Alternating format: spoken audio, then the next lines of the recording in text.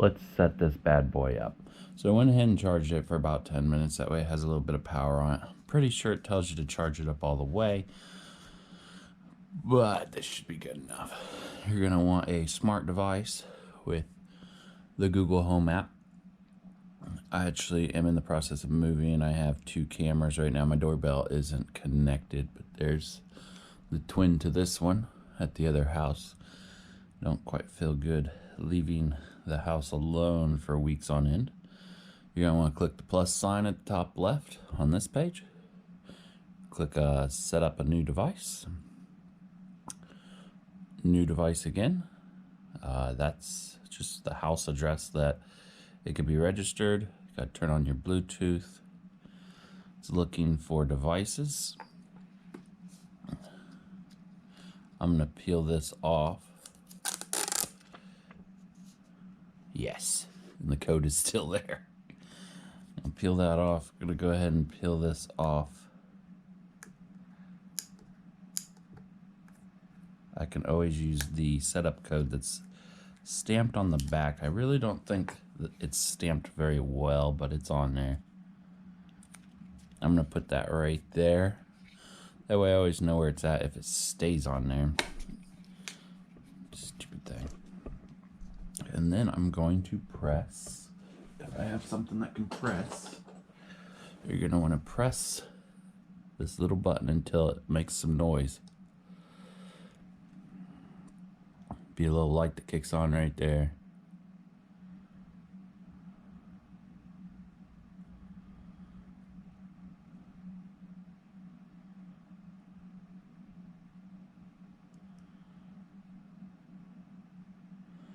We may have to do it plugged in. Maybe it's too dead. Let's move it over to the plug-in. Well, bam. Where's the plug-in?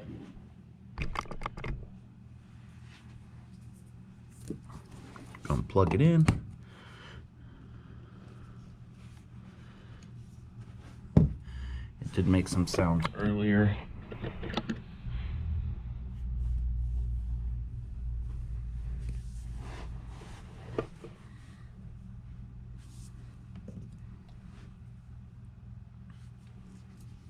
Ain't liking me. Oh, there, it turned on. As soon as I unplugged it.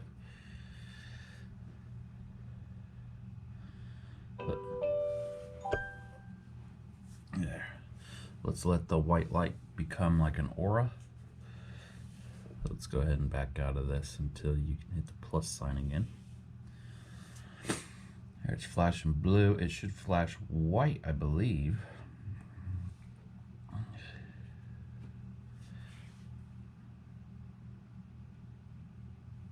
For some reason, my phone doesn't find this device. It will find any other Google device, but it won't find this one.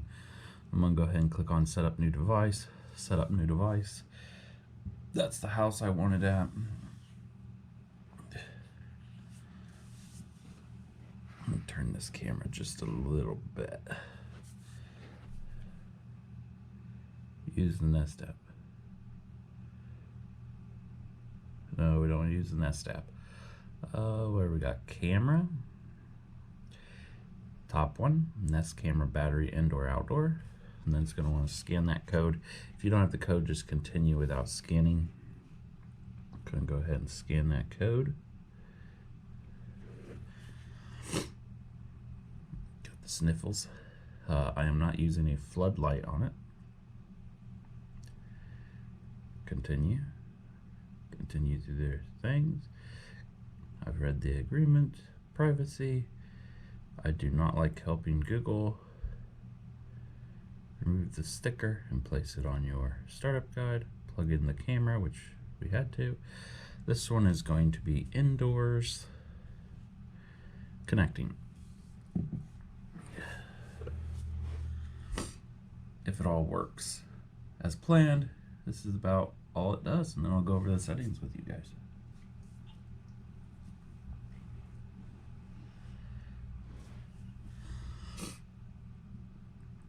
So it seems like the device was dead, so it's going to take a couple hours to charge up. Connect to Wi-Fi. I don't know why my Wi-Fi on my Hero is going. I'm going to connect it to my 2.5 gigahertz.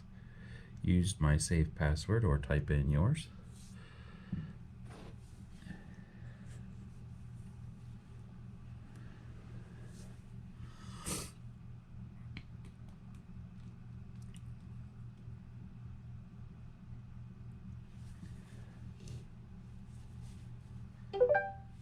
Oh, we got some sound. All set. Getting your device ready. I'm going to say it's on the extra bedroom. Getting your device ready. It may have an update. This one's brand new, so there we go. Update, downloading. My internet's pretty slow, so just gonna leave that right there. I only have a 30 megabyte download, so it could take a while. 23%, not bad.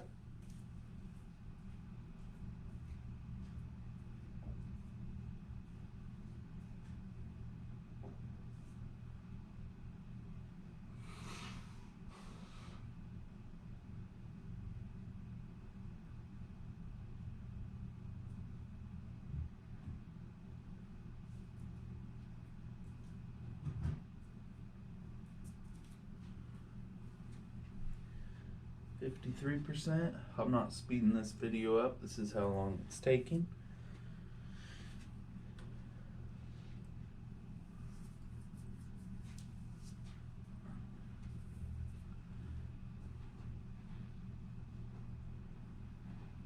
I'm gonna touch my phone just to keep it alive.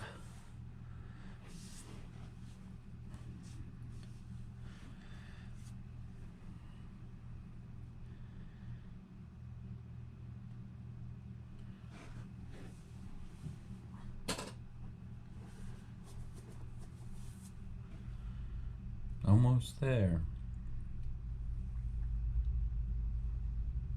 99%.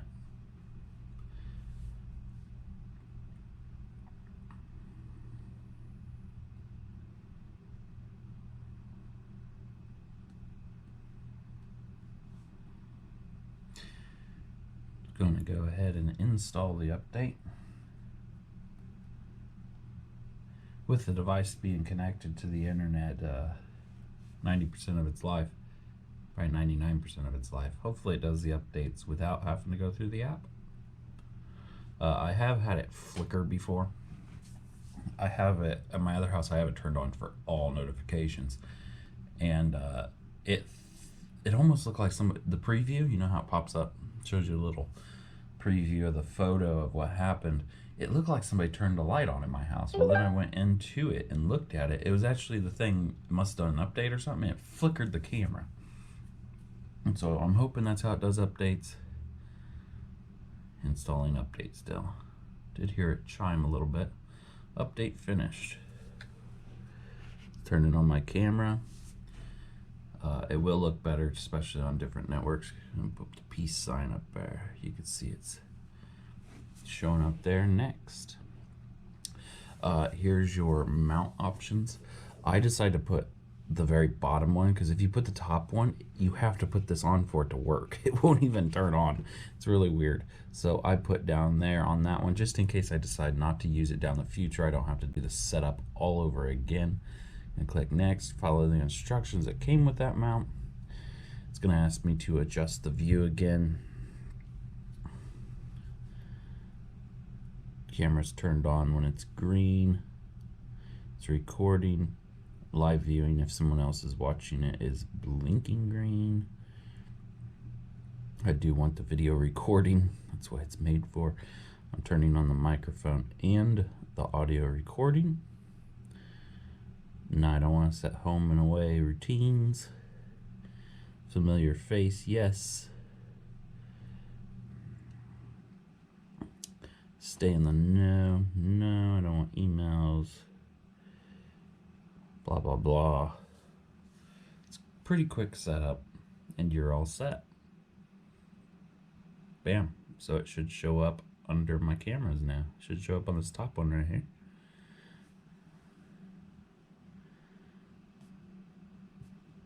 It's a bit delayed, but at least I'm getting content from it. Gonna go ahead and click on it.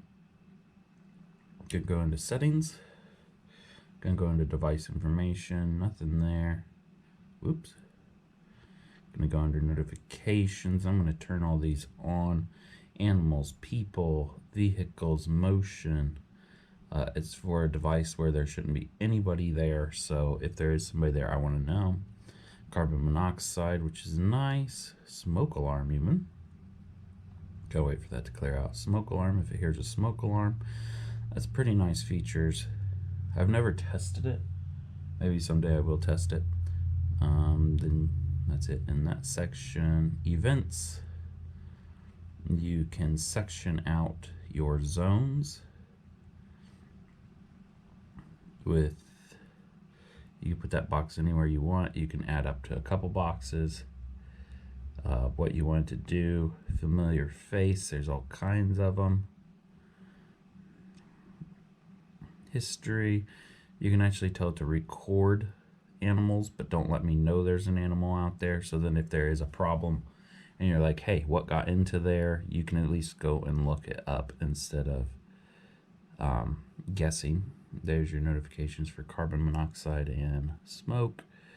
Here's a spot I like because they leave it on high for your video quality. I put it on max. Default, I put it on 3 minutes. That's how long it's going to record when it sees an event.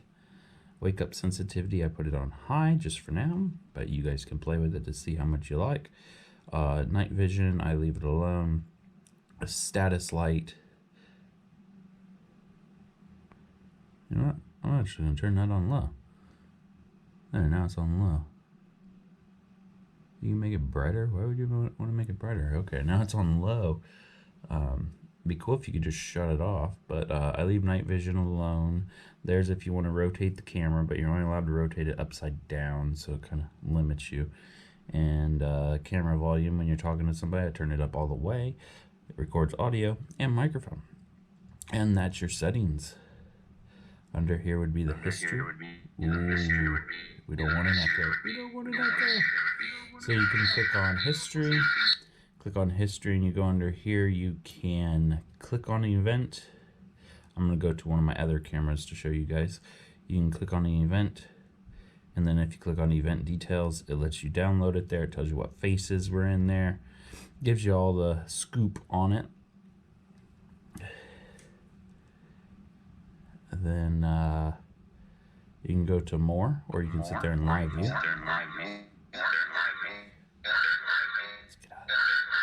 And that's about it. That sums up the settings and the setup of your Nest camera battery, Google Nest. Who knows? Thanks for watching.